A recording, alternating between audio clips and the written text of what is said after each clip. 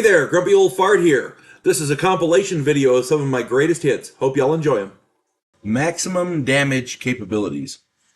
I'm having a lot of fun playing with our 5th edition group. I'm not a huge fan of 5th edition, but the group is great, and we have a slew of really great dungeon masters who make the game fun.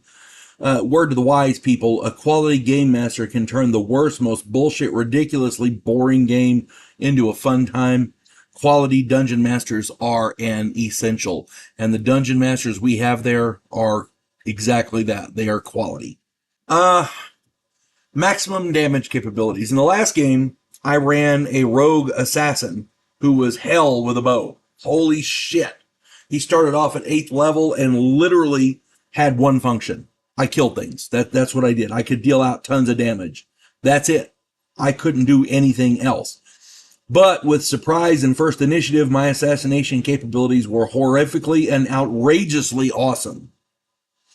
In the current game, we rolled up 20th level characters. I'm running a gunslinger fighter type who literally uses firearms. I have 4 attacks. This character cannot do 1/10 of the damage that the assassin could with 1 arrow, but I get a lot of shots, so it kind of makes up the difference. I thought it was curious, so I did some thinking, and I realized that no matter which edition you play in, the same basic tenets apply. If you want to deal damage to bad guys, you're gonna need a spellcaster. Thieves, rogues, assassins, etc. get backstab ability. It's called different things in the various editions, but they do a lot more damage if they can hit with surprise. Assassins can do a lot more if they go first in the round with surprise in 5th edition. In 1st edition, Advanced Dungeons & Dragons, an assassin can kill an opponent outright, and all they need is surprise. If you hit them with surprise, and you roll well on the chart, you can kill somebody outright, and it doesn't matter how many hit points they have. Assassins are badass. Fighter types, however, have tons of hit points and strength, so they do a whole bunch of extra damage, but they got, great damage bonuses out the ass. And they get multiple attacks at higher levels. But ultimately, they are limited by the damage of the weapons they carry. In 1st edition Advanced Dungeons & Dragons, it's pretty static. Anyone can roll a critical strike for multiple damage. Anyone can charge for multiple damage. Anyone can acquire magic weapons, which do extra damage. A 1st level fighter with a damage adjustment of +2 does the exact same damage that a 10th level fighter does with a damage adjustment of +2. The 10th level has a lot more hit points and may have a greater chance to hit and more attacks, but the actual damage is the same. He has more attacks per round, as I said, but the damage on each attack is the same. The extra attacks per round is nice, but you got to figure in that some of those attacks statistically will miss. So it's kind of a crapshoot. What all of this boils down to is that as a player, you want to maximize the damage on every hit. For that, you got to go with a spellcaster. Arrows do 1d6 from a distance, and they're nice. A heavy battle axe does a d8. A two-handed sword does a d10 for man-sized and 3d6 for larger creatures. And all that is great. But compared to fireballs and lightning bolts, which start out at 5d6 minimum, and they improve as the character climbs levels, those weapons are pretty wimpy. Compared to the fireballs and lightning bolts, those weapons are pretty wimpy.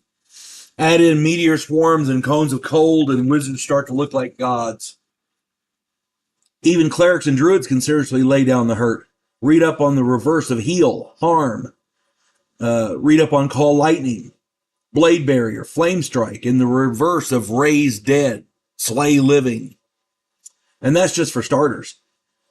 When you add in the wizard's informational and transportational spells along with their support spells like scrying and invisibility, and the value of wizards really comes into focus. Add in the clerics and druids informational and healing spells along with their ability to feed groups en masse and their divine attuned spells like bless and curse, and their social abilities, which can get groups of creatures to treat them with respect and help them, and their value becomes clear. There are times when you're going into a strange village. They recognize the holy man, and they immediately, the group gets greeted and fed and whatever. Advanced Dungeons and Dragons, indeed all the different editions, are designed as team games. No one character class can do everything, and in order to succeed, players have to pool their abilities and work together. But after watching this video up to this point, one might ask why anyone would run anything but wizards and illusionists, clerics and druids. There are two answers to this: practical and reality. On the practical side, thieves in Advanced Dungeons and Dragons are a necessity for checking for traps, opening doors, and dealing with underworld figures in towns. Fighter types are a necessity because they have hit points and at lower levels are required to protect the spellcasters. They're a necessity. They're not. There's no rule that says the fighter has to protect the wizard, but any wizard who doesn't run and hide behind the fighters at first level, you're not playing well. I'm just saying. A first level wizard with a maximum of 6 hit points is surely grateful when a wall of fighters, I can't read my own damn writing, when a wall of fighters presents itself to protect him while he casts his sleep spell. That's the practical part of the answer. The reality part is that back in the day, people didn't choose to roll up a fighter or a thief or a cleric or a wizard. You rolled up your stats and figured out what classes you were qualified for and went from there. As I recall, my very first D&D character was a cleric because my highest stat was a wisdom of 16. We sure had a crap ton of fighters back in the day, especially since the standard roll for stats was 3d6. Wizards were rare because even if you had a high intelligence score, that 1d4 hit points was none too appealing. And fighters rarely protected the wizards like they do today. It was dog eat dog. I remember one game where we'd gotten out of a hidden cult's stronghold with a chest of gold and gems. We trekked all the way back to town. One day from the gates, the thief murdered us all in our sleep while he was supposed to be on guard duty. He got rich. But it seems that no matter what edition you play, fighters are severely limited in the amount of damage they can do unless they get a hold of some serious magic weapons, or something that, bolsters that. Do yourself a favor. If you're running a fighter, get high enough level to get decent hit points, and then branch out to a spellcasting class. It's the only real way to do significant damage versus the high-level baddies that you're bound to encounter. Just a word to the wise. And this especially goes if you're rolling up a high-level character for a one-shot or a short game. I did a video last week on the difference between one-shot and campaigns.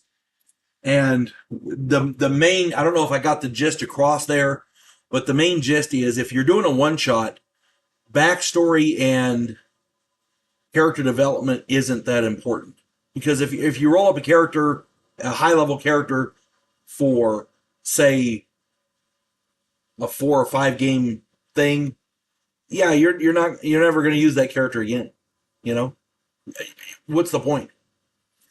A campaign starts at first level. You have a tiny bit of a backstory. Where are you from? What do you do for a living? Basically. And you build your backstory from there as you go up in level. That's character development. That is role play. That's what that's for. Okay? These one-shots that people do nowadays, they're fun, don't get me wrong, and we have great game masters who make it fun. But I really can't wait for somebody to make up a first-level campaign so we can actually run a long time, have one DM and let him run the game. I'm happy with that. And even if the dungeon master is not me, I'm happy with it. Like I said, we have really great game masters, and hopefully we'll get into some of that soon. One-shots are fun, but they don't give you a chance to really do much. It's, hack and slash. That's it.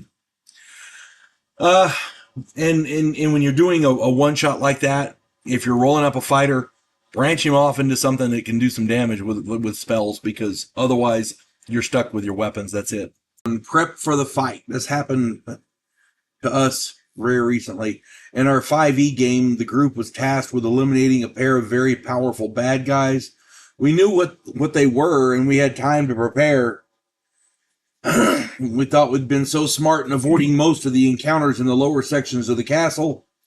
The dungeon master, my son, gave us ample opportunity to get ready for them, and we did what we could. The problem was, I can't really tell what the other people's problems were. I know what mine was. I prepped for a fight rather than for a general fight rather than specifically what we were going after, and that shouldn't have been. The problem as I see it was that everyone had designed our characters 20th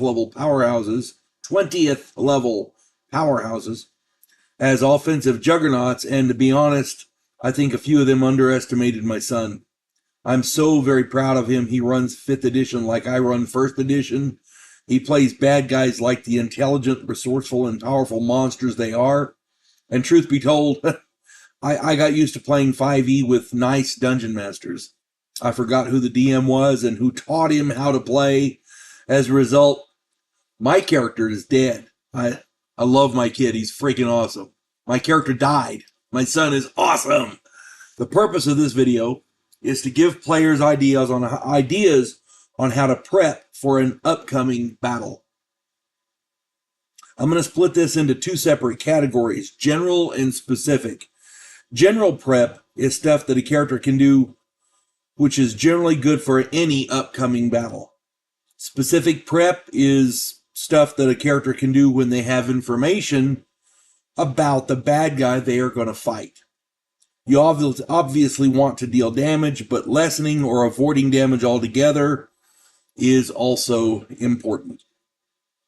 General prep is stuff like making sure your hit points are as high as possible, preferably maximum or more if you can. Healing spells, aid spells, bless spells, detect magic, true seeing, protection spells of all kinds, the different invisibility spells, bark skin, stone skin, armor spells, shield spells, fly, monster summoning spells,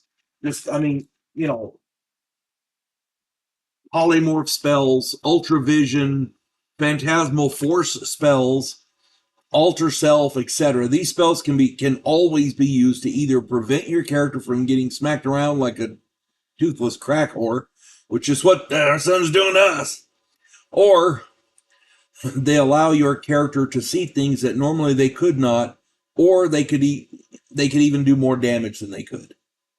It allows your character to do more damage than they normally would. These things can always help out in any general melee.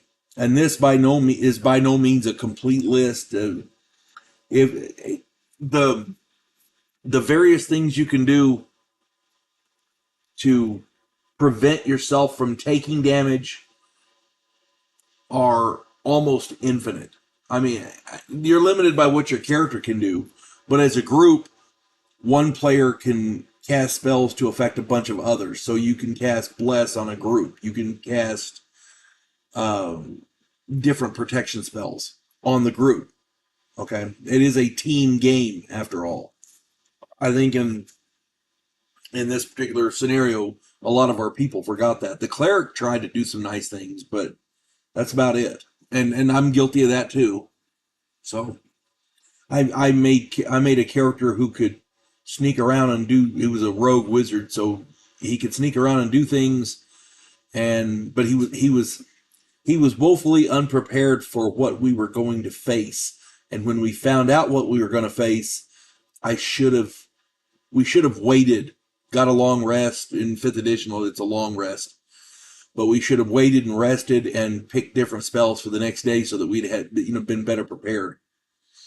We did not do that, and it's our fault. We are experienced players for the most part. Somebody should have said, "Hey, wait, let's rest and then come at this fresh the next day." Did not do that, and we are getting smacked around like toothless crack horse. That is what is happening.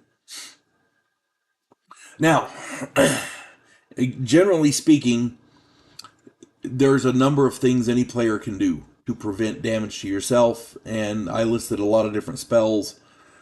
If you're fighting a big bad guy, chances are they've got magic, and you want to have magic on your side as well. So that's what I pretty well concentrated on. Fighters, you just want to be, fighter types and thieves, you want to be stealthy. You want to be as tough to kill as possible. Wizards don't have that luxury, being as tough to kill as possible. So they have to rely on spells like Stone Skin and, aid and for clerics and things like that. But the idea is to make yourself as formidable as possible before you go in and fight the thing. Now, if you know things about the bad guy that you're going to face, you can tailor your protective spells for them. Protection from undead, protection from fire, resist cold or fire, anti-magic shell, etc. Protection from fire will be useless against a white dragon, and anti-magic shells will be useless against a normal beast. But knowing about the bad guy lets you pick and choose your protection and your weapons. One moment. A little coffee there to wet my whistle. Lastly, the entire group needs to be in on the plan. This was one of the problems we had as well. One of the things that got my character killed in my son's 5e game is that there was no coherent plan, and we failed to make use of our character's strengths against their weaknesses. And every enemy has weaknesses. We knew about the bad guy, so, we should have been able to, but I should have moved away from the group and maneuvered for a surprise attack because I'm a thief, a rogue, they call it. That way I avoid area of effect spells and make use of my backstabbing abilities. I did not do that. I was trying to support somebody else's attack, and that just didn't work. I should have maneuvered away like I normally do. The basic key here is to make a plan. This plan needs to be as detailed as possible for the bad guy you're facing, but it needs to be flexible enough to allow for unexpected occurrences. Remember, no matter how well you plan, the bad guy will not play along. In our 5e game, 2 pairs of players were tentatively working together, but not as a quartet. The rest of the group was not in on the 2 plans, and it quickly degenerated into a free-for-all. Our group of 6 right now has 1 dead, 2 down, and everyone else is nearly down. I honestly expect a TPK within the first hour of our next session, barring something drastic and unexpected happening, and it's all our fault. My son is not a killer dungeon master. He plays the bad guys the way they should be played. And we just screwed up real bad. That's what happened. In summation, defenses are as important as dealing damage. Ask anyone. Teamwork in the form of shared protections and tactics is, oh my God, important. A viable plan with options to deal with foreseeable circumstances is paramount. Flexibility of plans is important because every bad guy will surprise you. Every bad guy has something up his sleeve. You need to know every character's strengths and weaknesses. Stoic mystery is great for storytelling, but will get player characters killed in tabletop role-playing games. If you have 5 or 6 players, and 2 or 3 of them are hiding stuff because they want to be mysterious and, they want to be cool, yeah, that gets people killed. It's great when you're writing a book, because, I write books. It's great when you're writing a book. Shitty when you're in a role-playing game. Just saying. Players, whenever possible, need to sit around and plan an attack together. Have an objective and a means to achieve that objective. Find ways to make that happen. Have multiple options to fall back on when plan A fails, because it will. The basic gist of all of this is, when you're going to face a bad guy, prepare accordingly. When you're going to face a bad guy that you know about, you can plan accordingly really well. We failed to do that, and we're getting our butts handed to us. It's that simple. Oh, I am so proud of my kid. He plays D&D like I do, and he plays monsters the way they're supposed to be. A monster's supposed to be fearsome. Well, oh my God, this one's fearsome. There's 2 of them, and they are badass. if the group is going through a dungeon and the worst thing they face is, oh look, it's one of those, let's get him. No, the dungeon master is doing a disservice to his players. Sometimes players need to have the fear of the dungeon master put into them, and my son does that well. And over the years, I have noticed some discrepancies in the weapons charts. Here's how I deal with them. Now, this is not all discrepancies in the weapons charts, but just some clarification. Bows versus crossbows.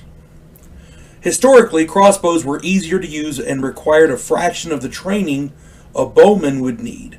So, actual archers with actual bows required a lot more training than people with crossbows. In the game, bows fire twice a round, while crossbows only fire once per round. I think this is acceptable. I do, however, grant crossbows with a bonus of +1 to hit. That being said, they're more accurate with less training, but by the same token, they don't do as much damage. You see what I'm saying? Another advantage of a crossbow, and you can do this in your game as well. Another advantage of a crossbow is that in a dire situation, a crossbow can be used as a club because it's got a wooden stock on it, and it's nice and heavy. So that is an advantage. Bows, you really can't do that. A crossbow can be used as a club. Now, speaking of clubs versus hammers versus mauls. According to the books, a club does 1 to 6, 1 to 3. A d6 and a d6 divided by 2, essentially. While a hammer does 2 to 5 and 1 to 4. Now, I don't know about you, but I'd rather be hit with a club than a hammer. So I tend to increase the hammer damage just a little bit. I've seen people switch the club and the hammer small and medium damage so that the club would do 2 to 5 and 1 to 3. The hammer would do 1 to 6, 1 to 4. So I've seen that happen, and that's fine. The reason I do that is because a hammer is designed to do more damage than essentially a stick. I'd rather be hit with a stick than a hammer. Now, I also add the maul to my list. A maul is essentially a stone sledgehammer with a 2 to 3 foot handle. Big, heavy hammer. I list the damages as 2 to 6, 1 to 10 for purposes of the game, and it works out pretty well. Now, you can do that however you want. That hammer is not included in the game. That hammer is essentially an implement, a tool, but it works good in combat. The hammer listed in the book is a warhammer, which is it's lighter. One end is blunt, and the backside has a spike, and it's a warhammer. Okay, that's what that's designed as. Now the maul is a whole different critter. You see what I'm saying? Now, next one is daggers versus knives, and I think I talked about this in some of my other videos, but I'm going to put it in here as well. Both of these are great. But there are differences. In my game, I differentiate them like this. A dagger is a weapon, a knife is a tool. Both can kill, but in order to properly skin an animal, you need a knife. A dagger will get the skin off, but you won't be able to use the fur for anything. A knife allows you to skin an animal, a bear for example, and cure the skin that way you can cure the skin so you can use the fur. Check out my video.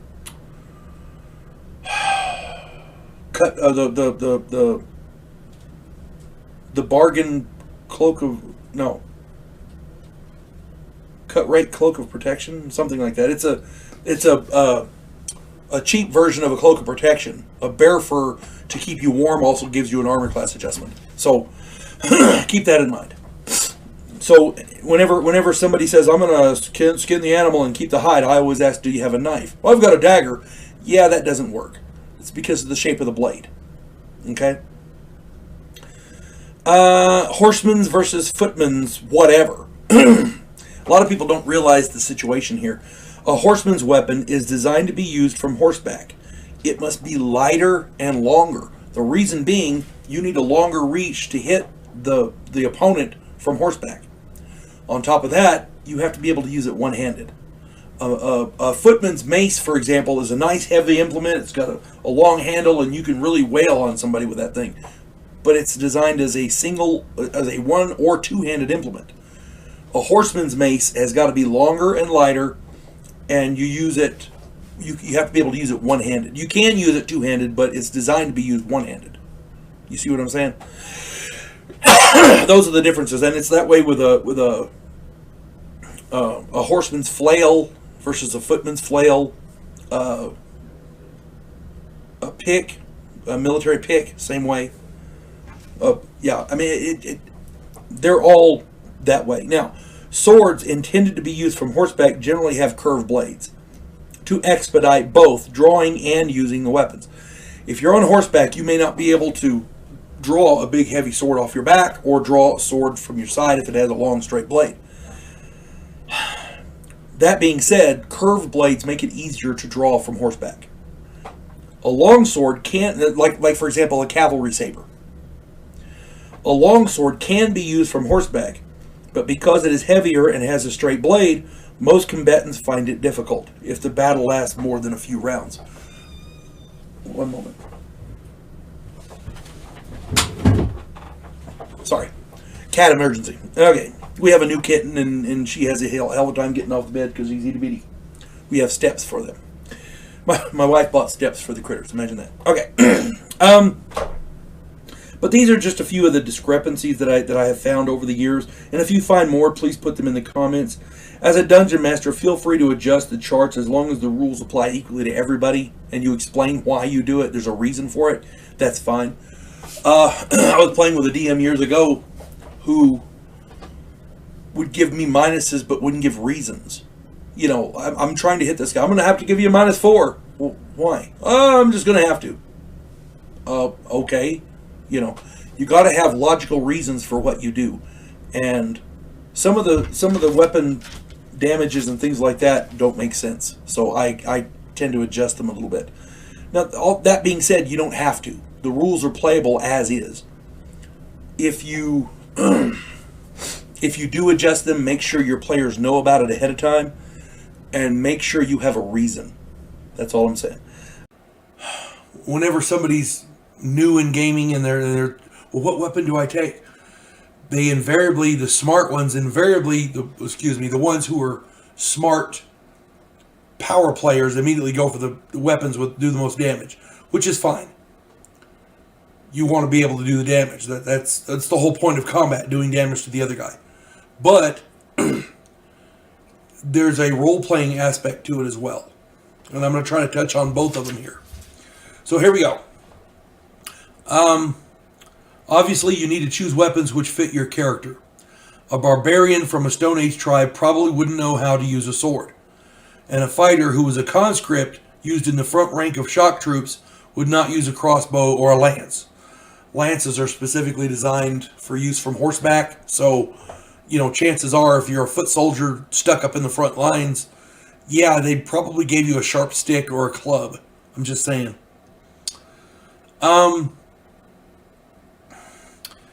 But that being said, there are other concerns within those areas. Obviously, you want to do as much damage as possible, but the maximum damage potential is not the only consideration. When you're choosing something to do damage, here's something to consider, and a lot of people don't consider this. A battle axe does 1 to 8, 1 to 8.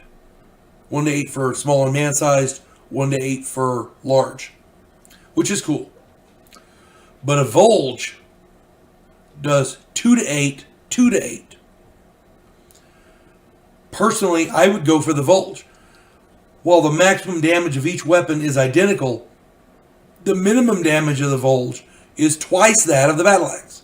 So if you roll crappy, which I hate to say it, but most gamers tend to do, if you roll crappy, you're still going to do more damage with a Volge than with a battle axe. You see what I'm saying? Your upside potential is the same. Your downside potential is better. So, If you peruse the weapon charts, there are other melee weapons with similar differences. A Falchid Fork versus a Bilgisarm, for example, and a Bec de Corbin versus a Lucerne Hammer, for example. Those are two others where the idea there is two small dice versus one die. I'd go with the two smaller dice. 2d4 versus a d8. 2d6s versus a d12. You see what I'm saying? 2d6s versus a d10. A lot of people see that big d10 and they're like, yeah, I want that one. Well, this one does a 2d6, so I want the d10, you know. That has been said to me, I'm just saying. Another consideration is weapon size. A halfling probably wouldn't use a halberd, a battle axe, or a two-handed sword. These weapons are just physically too big for short people to use. It's not racism or, you know, sizeism or whatever ism you want to call it. It's just basic physics. By the same token, and I did a video about that.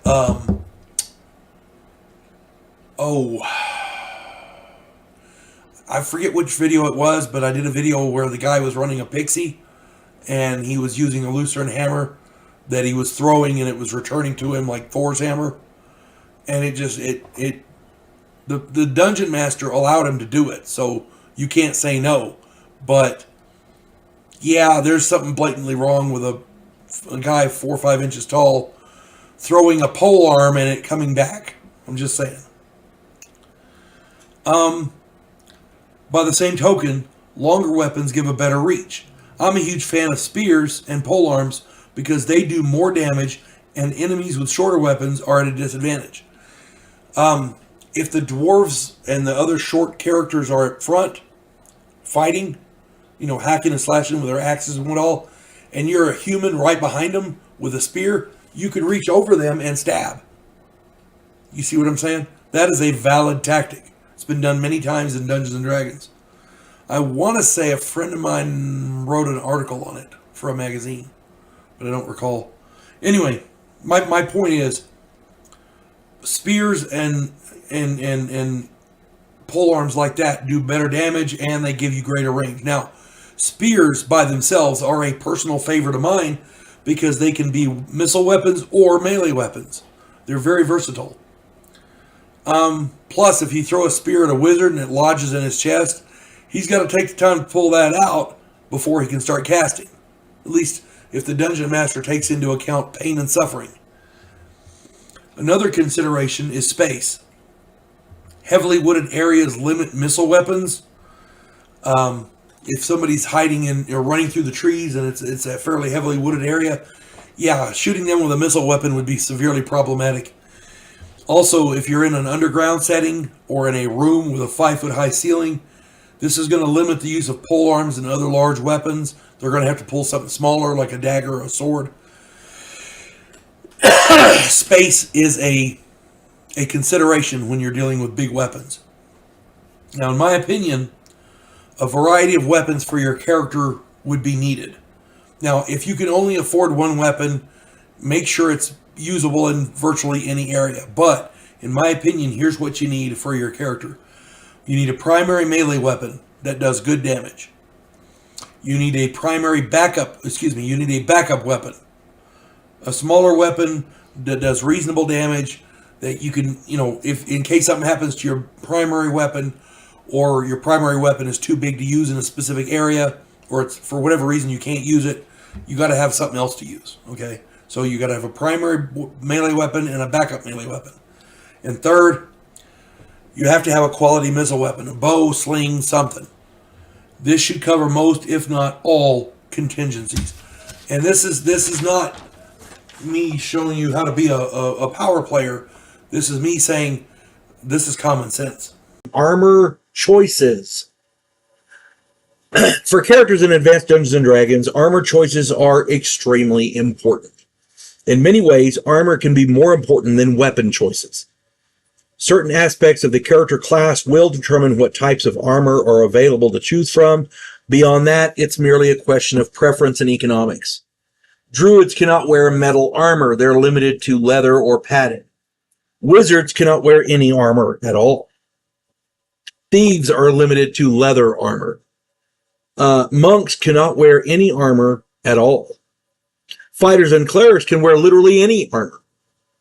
Now, I'm not going to get into the specifics of armor origins, socioeconomic status, and the like, because I figure your dungeon master will have specific ideas about that. Instead, I thought I'd offer a different approach. I'm going to use cost effectiveness about armor, the best bang for the buck. Now, just to define our terms, I'm using book prices and book stats for armor class types, for the different armor types. Efficiency is going to equal the AC bonus divided by the cost in gold pieces. Okay? So, if your dungeon master is messing around with the prices one way or the other, you know, I know one dungeon master who went onto the silver standard, meaning the economy really sucked in his world. So all of the gold prices became silver. All the silver prices became electrum or copper or whatever. My point being, the cost analysis was a little different. So in this, everything's book price and everything is going to go, the efficiency of the armor is going to be the armor class adjustment, the bonus that you get for that armor, versus, divided by the cost of the armor in gold pieces. So here we go. The most efficient armor type in the game, according to my player's handbook and my Unearthed Arcana, the best one is a small wooden shield. It costs 1 gold piece, and it gives you a bonus of 1. Its efficiency is literally 1. That is the best one. Now, the second best is padded armor. It costs 4. It gives you a bonus of 2 to your armor class, and its efficiency is 0.5. And it goes on down the line. The third one is leather. It has an efficiency of 0.4. The fourth one is studded armor, studded leather armor. It has an efficiency of 0.2. The fifth one is tied between ringmail and a small metal shield. Both of them have an efficiency of 0.1. The sixth one is scale mail, which has an efficiency of 0.088. The seventh one would be splint mail. It has an efficiency of 0.075. It's the same armor class as the same armor adjustment. I think no. It's one. Forget all that. Never mind. Splint mail has an armor efficiency of 0.75. We have a number of them tied for 8. Banded mail, chain mail, and a large shield, large metal shield. Both have all of 3 of those have an efficiency of 0.066. And remember, we're going bang for the buck here. So, if you want to look good, that's a whole different critter. I'm going capability or substance over aesthetics. That's what I'm doing here. The ninth one is going to be bronze plate with an efficiency of 0.06. Almost the same as the large shield or the studded. But now keep in mind, the armor class bonuses are going to be different for these. So I'm just going by the efficiency of the armor. The 10th one is going to be plate mail, which is an efficiency of 0.017. Seems like the better the armor class, the better the type of armor, the more expensive it is bang for buck wise. So if you want the better armor, you can get it, but oh my lord, you're going to pay for it. The 11th one would be field plate with a 0.004 efficiency. The 11th one is field plate with that was the 11th one. The 12th one is full plate, 0.002. And that's about it. Everything else fits in there somewhere. Now, if you're talking the best bang for the buck, if your thief wants to or if your fighter for that matter wants to get the best efficient armor that there is, then I would suggest padded armor and a wooden shield. This is going to give you an armor class bonus, a total of 3, but it only costs 5 gold. So you get what you pay for, but you get the best bang for the buck. You see what I'm saying? Now, studded leather gives the exact same armor class as that, but it costs 3 times as much. If you've got the money to spend, amen. If you don't, then, you got to start thinking by efficiency rather than looks, as it were. If price is no object, full plate is the way to go. Unfortunately, a starting player character has a limited budget. Very few starting out player characters have 4,000 gold pieces for the full plate. Splint mail and a wooden shield costs 81 gold pieces, which is less than 100, and it gives an armor class of a bonus of 7 total. In my opinion, if you have less than 100 to spend and you want good armor, I would go splint mail and a wooden shield. That's the best way to go. That's my opinion. It's the most efficient. Now, all that being said, you feel free to disagree with me. Feel free to comment. I accept good and bad comments. After all, I've been doing this a long time, but I'm not perfect. Lord knows I'm not. I make mistakes.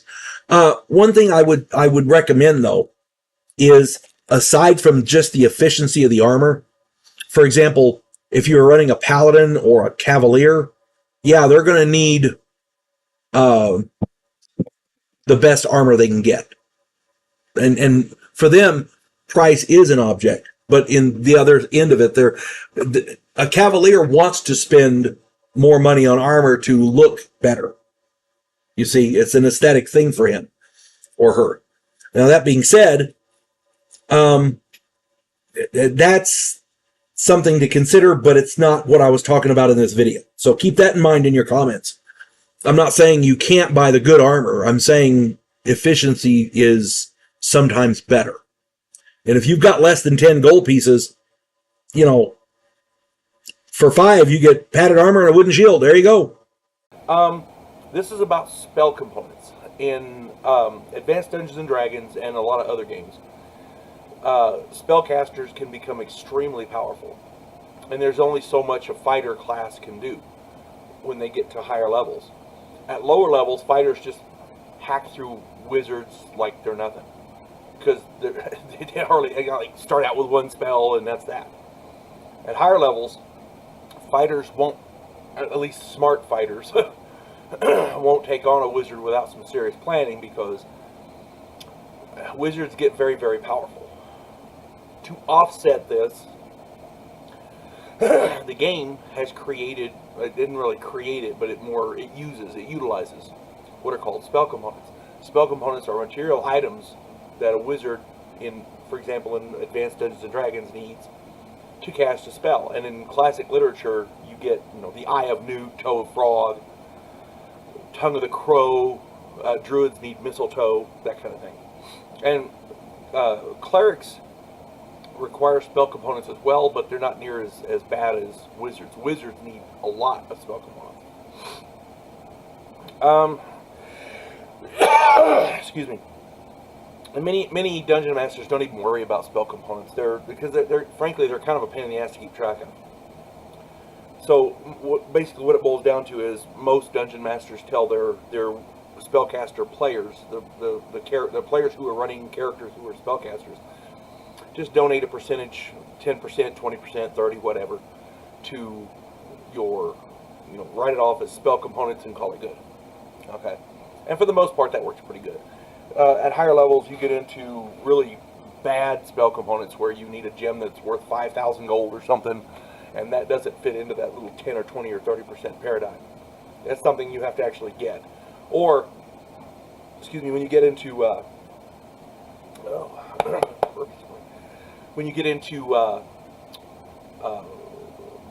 really high level spells, they require specific items, like the Jewel of Amara. I think I read about that somewhere. It might have been in a movie. But some specific artifact or a specific singular item, which you can't buy. You have to go get. You know what I'm saying? But it all works pretty good as far as that little 10% bonus, that little 10% percentage to go towards spell components. And many dungeon masters just ignore spell components altogether, and that's fine. I've done that in games. I have players who, some of my players years ago just didn't want to mess with spell components, and it became a chore for them to keep track of, and it detracted from the fun of the game. I'm more of a records keeper guy, so I like perfection on my character sheet. So when I'm running a wizard, if the dungeon master requires spell components, I keep a list. That's just me. Years ago, a funny story here. Years ago, I was running a game, and the players wanted me to run it by the book because we had a bunch of new players who had been playing. They said they'd been playing for a long time. We had 6 players. I'd played with 2 of them before, so 4 of them were new to me. One of them said he'd been playing for a little over a year. The other 3 said they'd been playing for a decade or more. So these were experienced players. And they wanted me to play by the book because they didn't want to get bogged down in house rules and things like that. And that's fine. I don't have a problem with that. So I told them at the beginning, I said, excuse me. I said,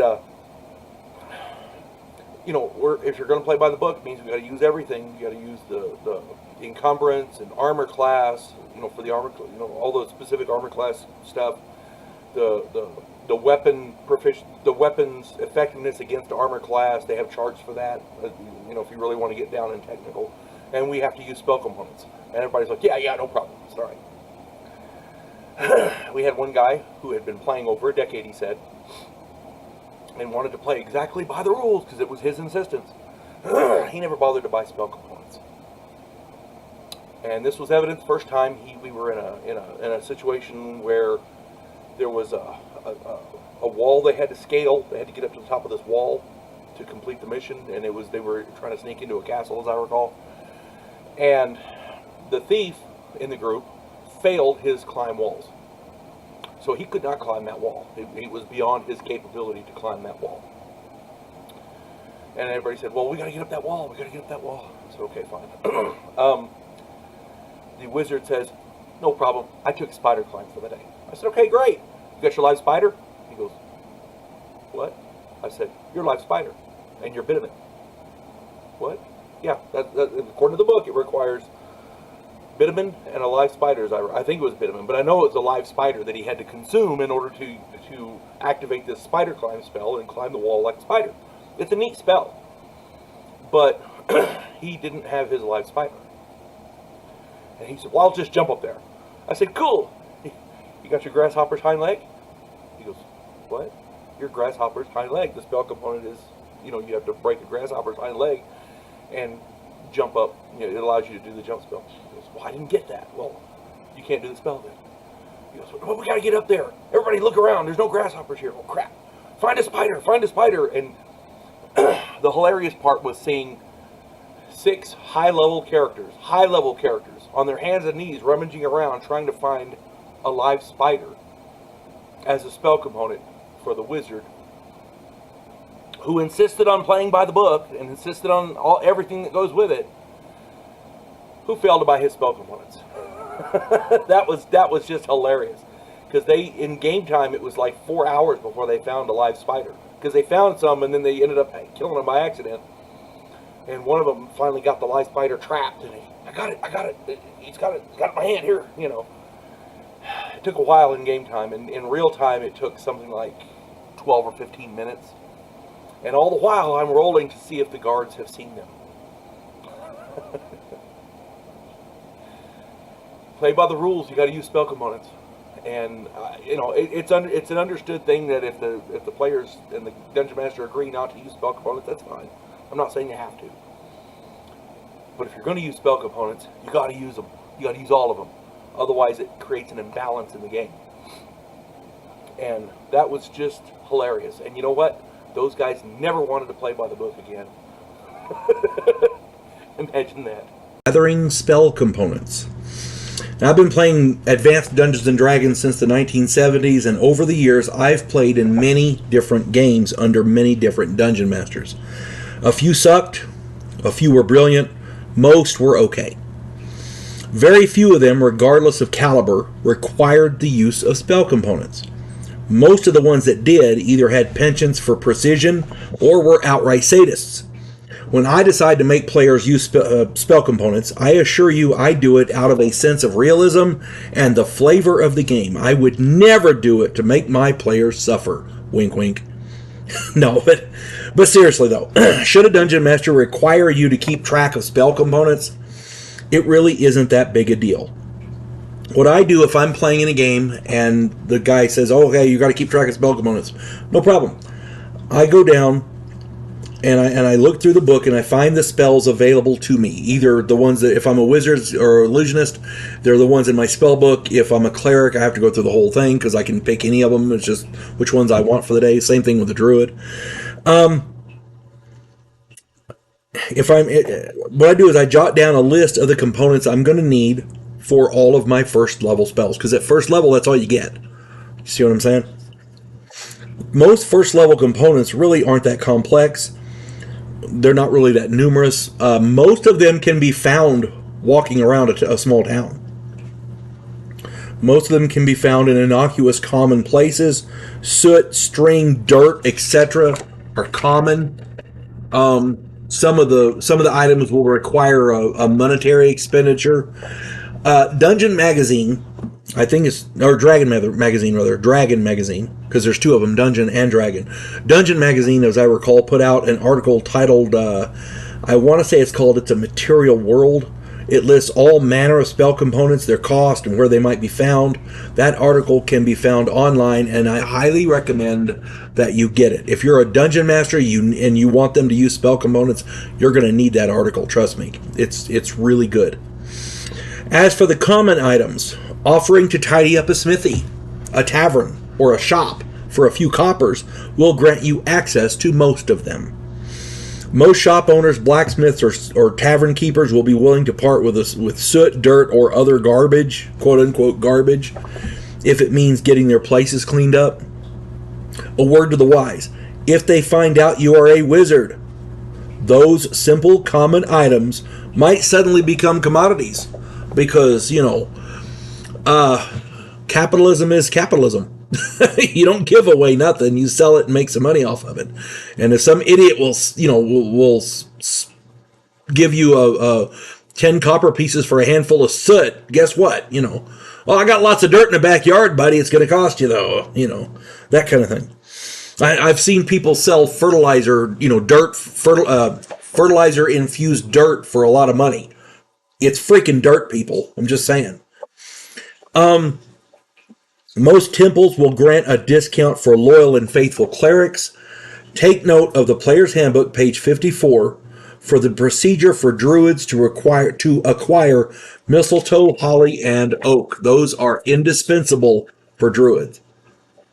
One note for the identify spell: the debilitating effects of the spell, combined with the inordinate material components, make identifying magic items a dicey proposition. You will need a place to recover, and I recommend any identify spells you cast for other people, make them pay for the components. However, and by the way, remove curse might not be a bad idea as well. I'm just saying. However, any dungeon master that hands out magic items at first level needs to be watched.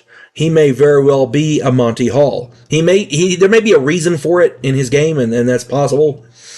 But if the guy's handing out magic items that you need to identify at first level, there's either a good reason for it, or this guy's a Monty Hall, and you're going to get tons of stuff you don't need. Consequently, the chances of you needing an identify spell at first level will most likely be exceedingly rare. All in all, I hope this gives you some ideas for how to acquire spell components. Most first level casters aren't exactly rolling in gold, so chances are you'll have to adventure for a few weeks to get enough gold to stock up on all the components that you're going to need, all the stuff that you need for the spells available to you. As a dungeon master, I make it a part of the role-playing experience to have the wizard and the clerics and like that find spell components. If you want to cast that spell, you're going to need component X or Y or whatever. And how are you going to get it? Well, that kind of thing. So any way you want to look at it, it can be part of the role play experience, and it can be very, very rewarding. As a player, it can be very frustrating. Cantrips. In the Advanced Dungeons and Dragons game, there's a book called The Unearthed Arcana. In that book, there is a wealth of information relevant to the game. I look at the Unearthed Arcana as the completion of the player's handbook. If you don't have the Unearthed Arcana, I highly recommend that you get it. Along with a plethora of new spells for all classes, the Unearthed Arcana also lists cantrips for magic users and illusionists. Cantrips are minor spells that apprentice casters use prior to becoming first level. They are literally training spells, right? If your magic user or illusionist wants to keep some cantrips, that's cool. The book prescribes that a first level caster be able to substitute 4 cantrips for 1 first level spell in their book.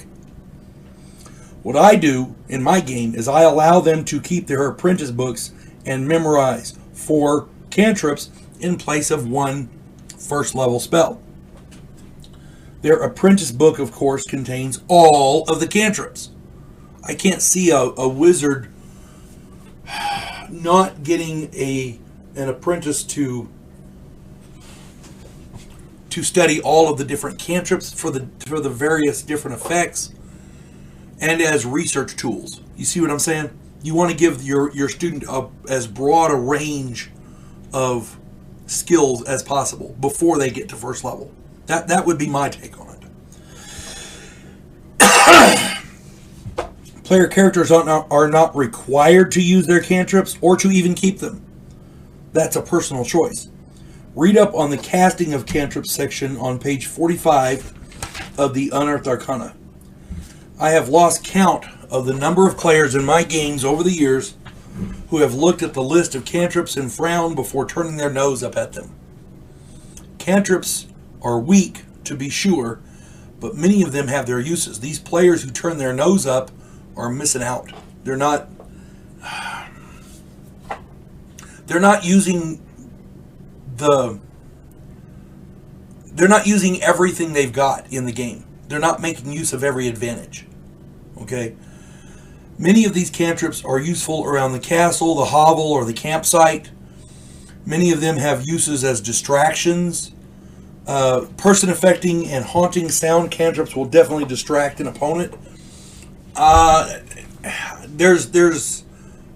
They're limited use in combat though. Most illusionist cantrips are good for this as well, for the distraction aspect. You know, there's a bad guy and he hears a foot, heavy footsteps behind him. He's going to turn around. If somebody's, if the bad guys come in and they're searching your castle or your house, and they hear footsteps upstairs, holy crap! There's somebody here. They're either going to head upstairs, which will give you, which distracts them, or they're going to go outside. Oh no, there's somebody home. We got to get away, and they run away. If they're thieves, that kind of thing. Some cantrips, like Firefinger and Gnats, are actually useful in combat. Firefinger is ridiculous, especially if you have a water skin that's full of oil. Maybe you attack him with the oil and spray oil all over him, and then Firefinger. There are uses. These things have their uses. Agreed, they're not. None of these are going to break the bank or end world hunger or whatever. They're not big things, but they can be useful. Look at the casting times on these. Look at the areas of effect on these. They can be very useful. Remember, for the most part, cantrips are inconsequential. However, a good player will find ways to make any ability or spell, no matter how minor, into a game changer. Be a good player. Some of these cantrips are quite nice. Just read up on them and make up your own mind, but don't discount them offhand. Choose your spells wisely. I've been playing Dungeons & Dragons since the mid-'70s. I've been running Advanced Dungeons & Dragons since 1979. In all that time, I have noticed that high-level spellcasters have a glaring weakness.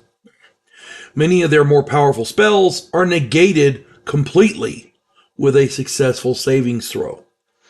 For example, the 6th level magic user spell Disintegrate. Man, that's a nasty spell. That's just, that'll ruin your day in a heartbeat. Problem is, it's useless if the target makes a simple savings throw. The 8th level magic user spell Mass Charm is awesome unless the targets make saving throws. The 8th level magic user spell Trap the Soul is completely useless if the target makes a savings throw. The list goes on and on. The 7th level clerical symbol spells, the 6th level druid spell Feeble Mind, 7th level druid spell Finger of Death, the 6th level illusionist spell Mass Suggestion. All these spells are useless if the target makes a savings throw. Okay. And savings throws are an integral part of the game. Let's not mince words. Everybody has to have a savings throw versus a bad effect, some way of avoiding it. If not a savings throw, then, a dex check or a strength check or something, constitution check, something. They've got to have some way. Otherwise, spellcasters are just absolutely, they become gods at higher levels. And I understand that. But the problem is, savings throws are, there's a lot of spells out there where if you make your save, you take half damage, and those are cool. There are many lower level examples of these spells that are negated by saving throws as well. One of the most frustrating things a player can experience is using a high level spell, Disintegrate for example, and the target makes their save. It makes the player feel impotent because they wasted an entire round with nothing to show for it. And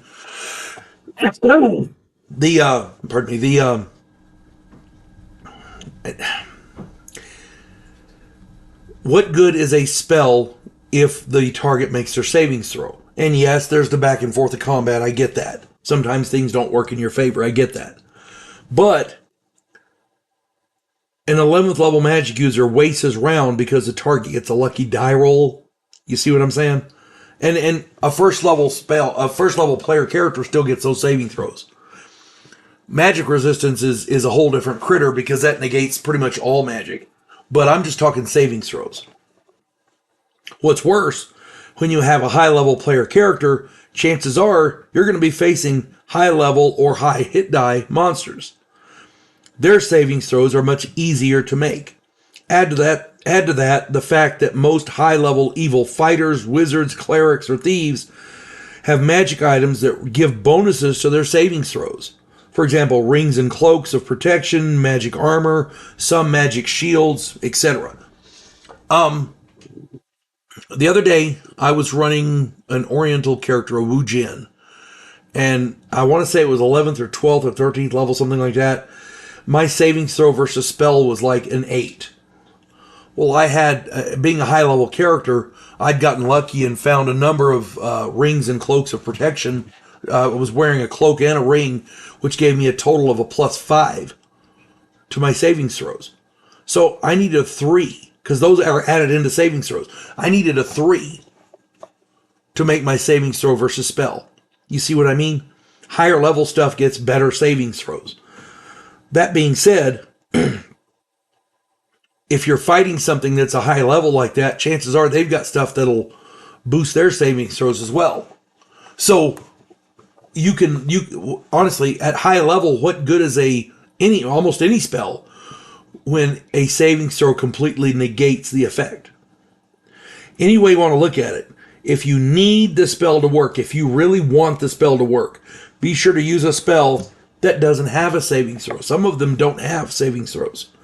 Spells like Blade Barrier, Holy or Unholy Word, Bigby's Hand spells, Harm, which is the reverse of Heal, Destruction, which is the reverse of Resurrection, Gaius, a death spell, Power Word spells, Temporal Stasis, Conjure Animals, Maze. See, things like that, they don't have savings throws. So, it makes it a lot better when you have spells that can actually affect them. Power Word Stun is one of my favorites because if you're fighting a big bad guy and you hit him with Power Word Stun, there's no save. And if it is effective on him, then all the rest of your buddies get to go and wail on him, and he can't do a damn thing about it. You see what I'm saying? For X amount of rounds. Used properly, these spells can be the death knell for almost any opponent. Power Word Stun, I just talked about that one. In my opinion, the higher level you go, the more discerning you have to be. You have to be when you pick your spells for the day, when you memorize spells. That's just no other way around it. You have to be very discerning. Because if you pick a big bad spell that doesn't work, what good is it? You see what I'm saying?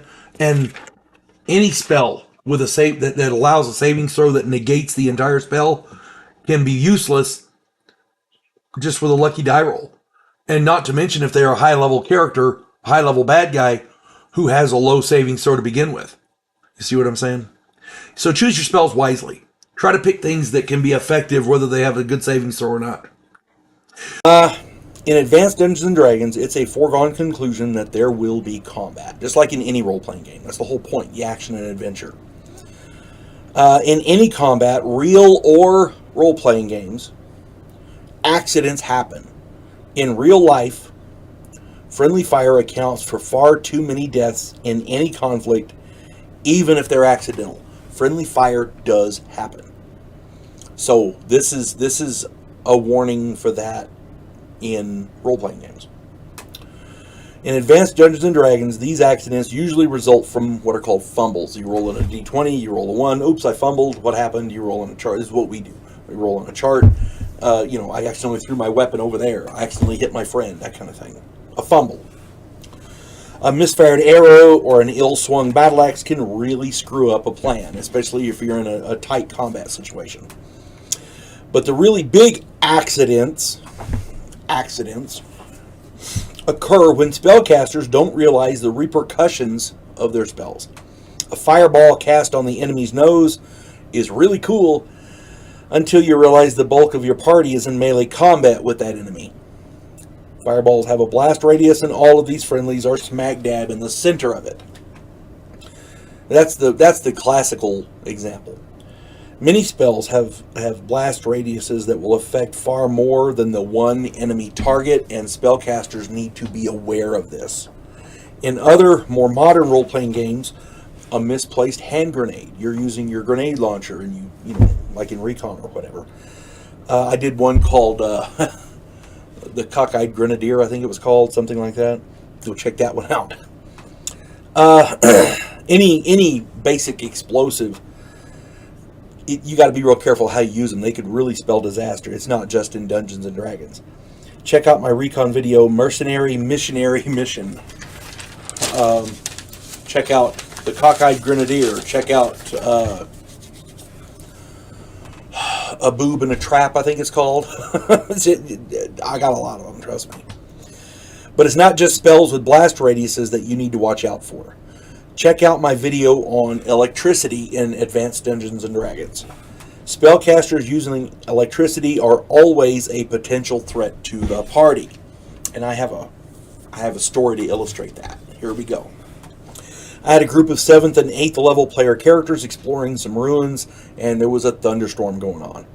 They'd found a stairwell, and at the bottom was a room with a chest. Of course, they all went in there to figure out what was going on with the chest. Well, at that point, and the room was flooded, by the way. Don't let me leave that part out. The room was flooded. There was a foot of standing water in there, so they're sloshing through the water to get to the chest.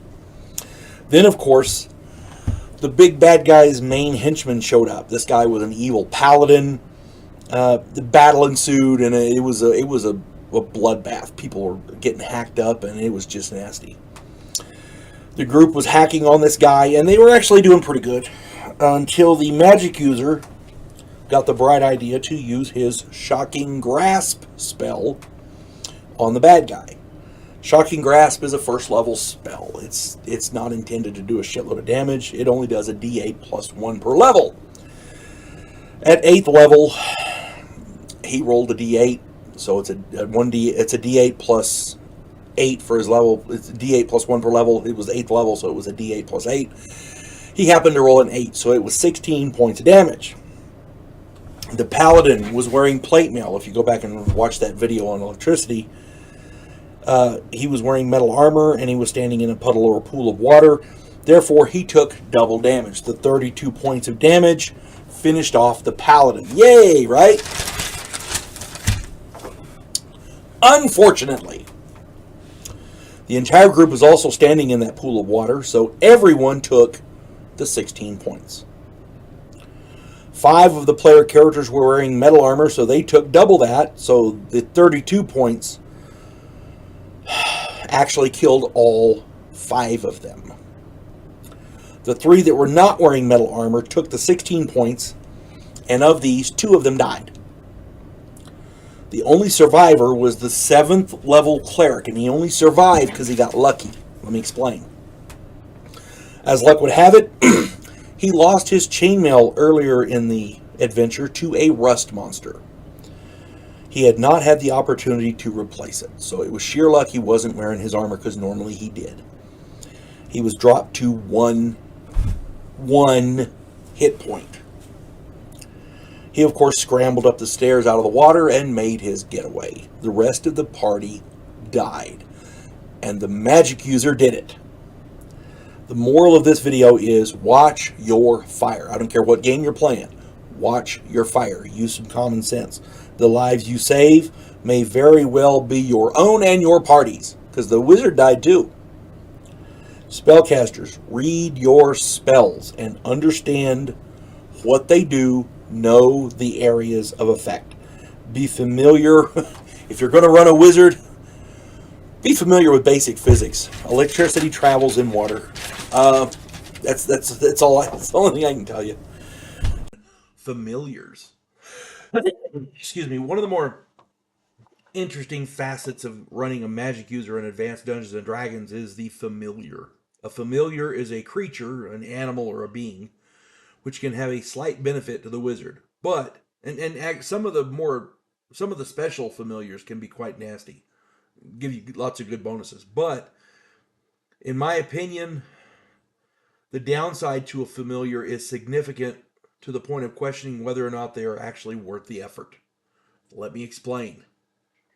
The benefits of a familiar are that the wizard, that the normal creatures give an additional 2 to 4 hit points and some sensory powers and to the wizard, and that's cool. That's not bad.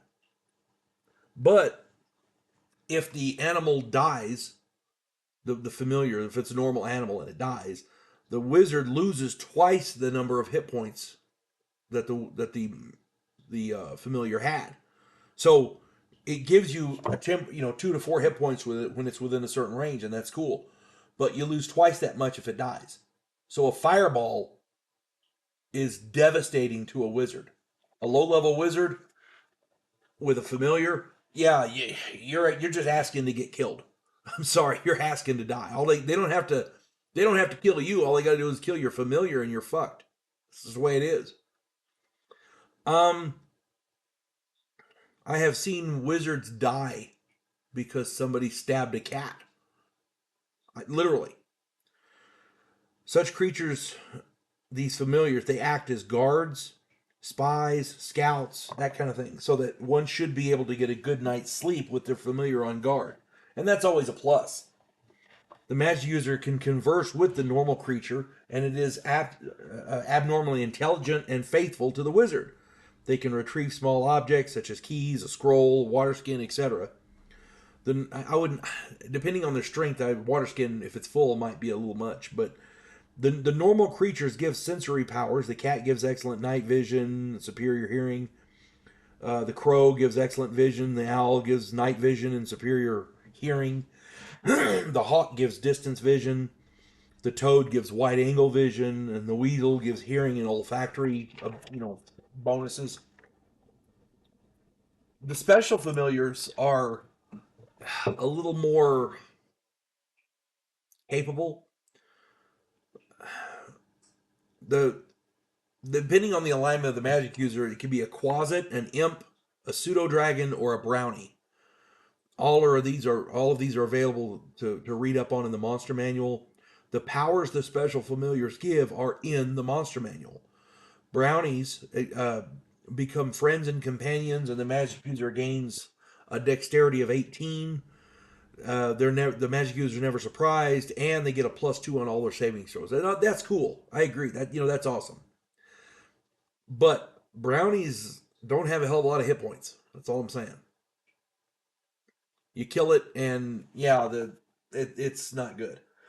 Pseudo dragons, they give a 35% magic resistance while in contact, and they get telepathic transmission of what it sees, and that's cool. The quasit, the pseudo dragon is on page 79. The quasit is on page 80.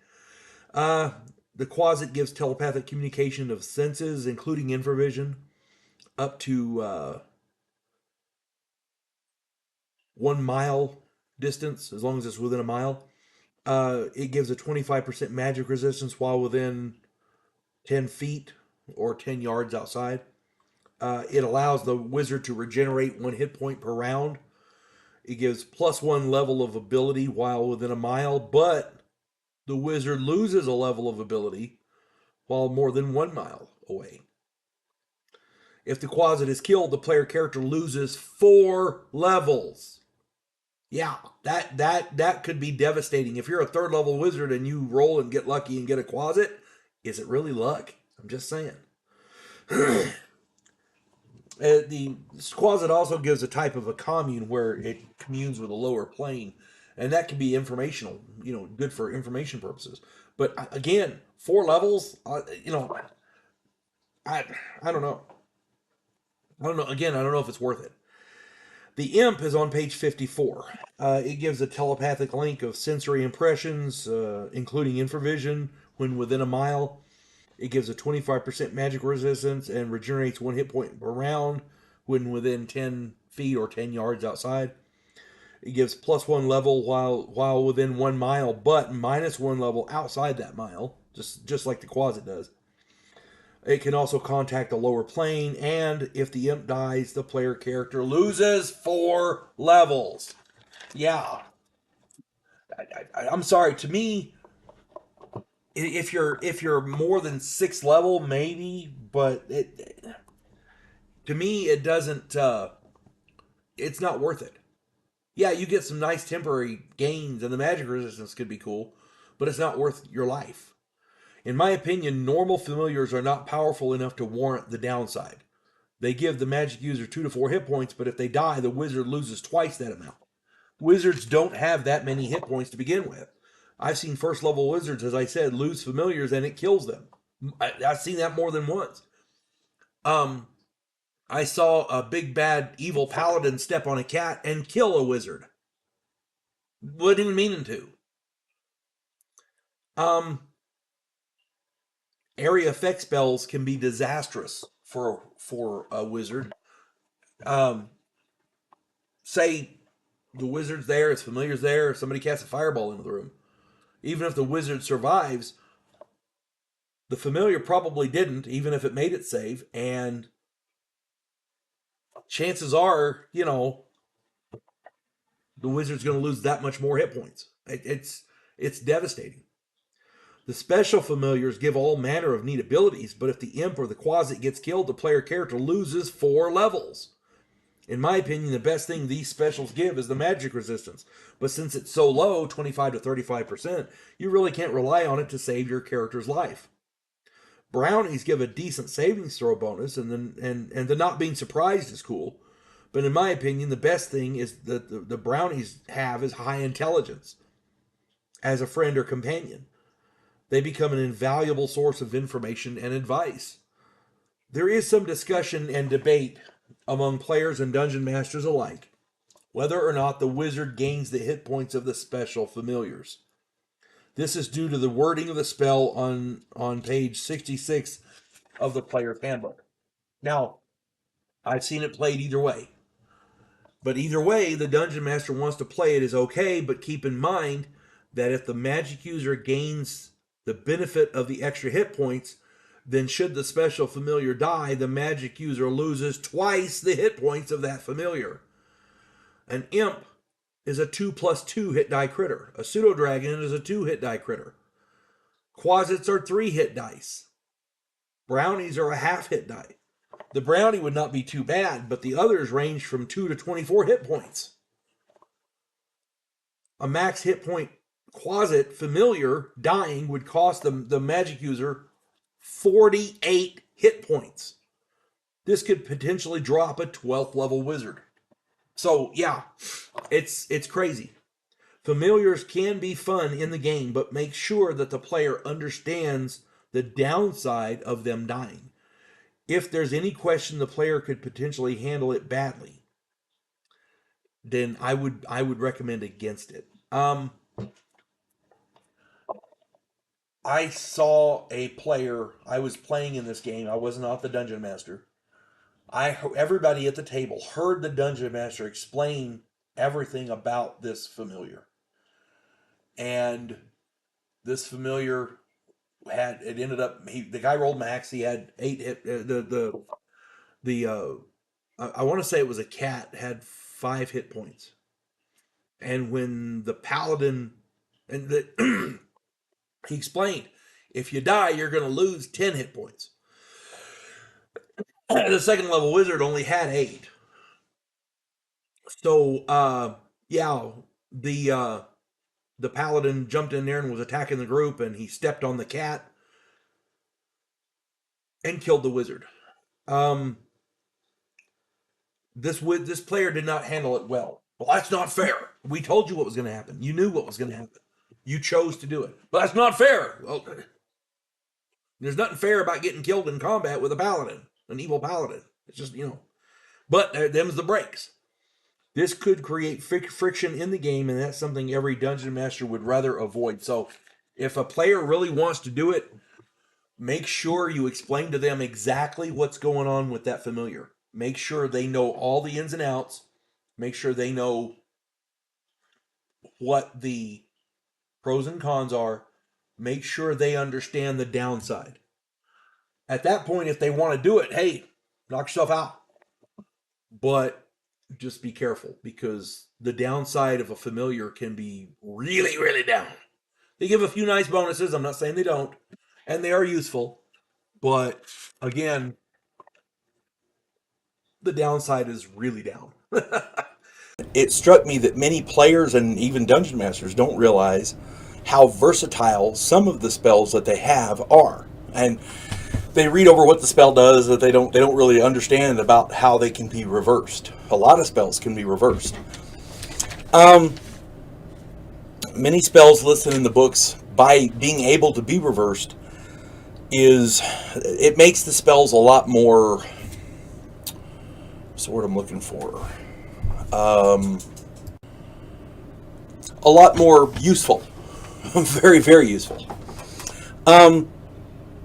All it takes is a bit of inspiration and careful reading of the descriptions to figure out all kinds of non-standard uses for various spells.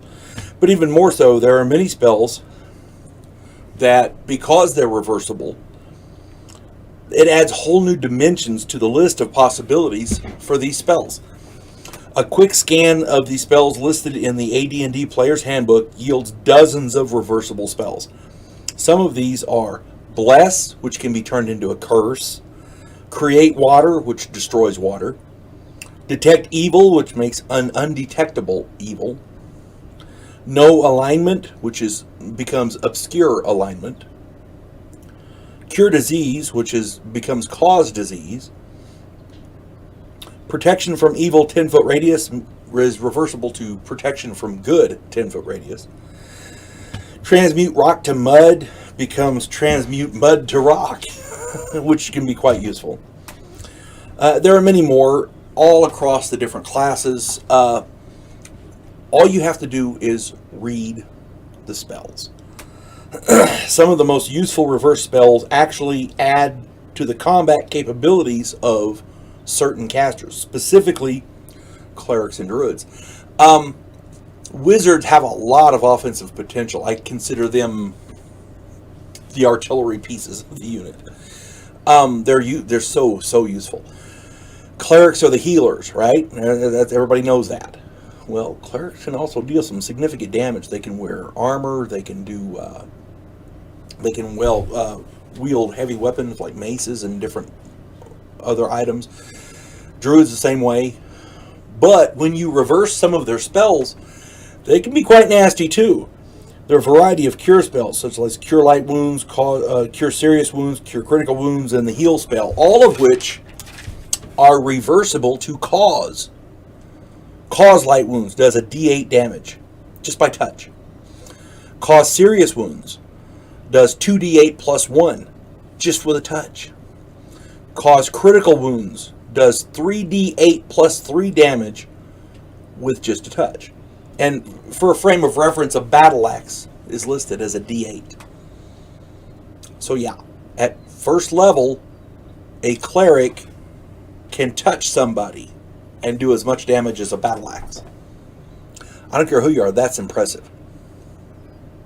The reverse of the heal spell is called harm, and that one is really devastating. You got a bad guy with 500 hit points, guess what? He gets touched by this with a harm spell. He now has 1d4 hit points. The heal spell cures everything except for 1d4 hit points. The harm spell takes everything away except for 1d4 hit points. It's the reverse, and it's brilliant. Even if they now slay, they have a spell called Raise Dead. Clerics have a spell called Raise Dead. Oh, and by the way, the harm spell also inflicts a disease. So yeah, it's quite nasty. The reverse of the spell Raise Dead is called Slay Living. The Slay Living kills the target dead unless they make a savings throw. But even if they do, the target still takes damage equal to a cause serious wounds spell. So you hit them with the Slay Living, they get a savings throw. If they fail, they die. If they make it, they take 2d8 plus 1 damage. So they can still take 17 points of damage from that. That's nasty. I don't care who you are. That is nasty. And there's a lot of stuff about these that a lot of DMs don't care for. In other words, let me explain. According to the book, good clerics may be limited by the use of these reverse spells, unless the situation is dire. Now, a lot of DMs read that as in, unless you're evil, you can't do it. That's a load of shit. My opinion, of course. If it's your game, you run it how you want. My contention, somebody with a power tool. My contention is, in a given situation, a cleric who is facing serious battle would probably take one of these reversed healing spells to make it a destructive spell. I can see that. And given the circumstances, obviously you don't want to use it on a helpless victim, and you don't want to use it unless it's necessary. But good clerics shouldn't be limited in that way. Here's my contention. Read the spells carefully. If a good cleric is running around causing harm on a bunch of different people with these spells for no reason, yeah, he's not a good cleric. Players have to play their alignment. If you're in a dire situation and you got 10 bad guys coming down, they're going to kill you, self-preservation will kick in, and you're going to do what you got to do to survive. I'm okay with that. That's how I run my games. Again, that's just how I run my games. I'm not saying this is how you have to do it. My opinion is my opinion, and it's served me well in my gaming career. I started playing in the 70s. I started running Advanced Dungeons & Dragons in 1979. I've been playing a long time. What I do works for me, and this is just advice. If you get the opportunity, read through the spells thoroughly, look at the reversed sections, the different spells that can be reversed, read them carefully, and make sure you understand them. And then in your game, you can run it however you want.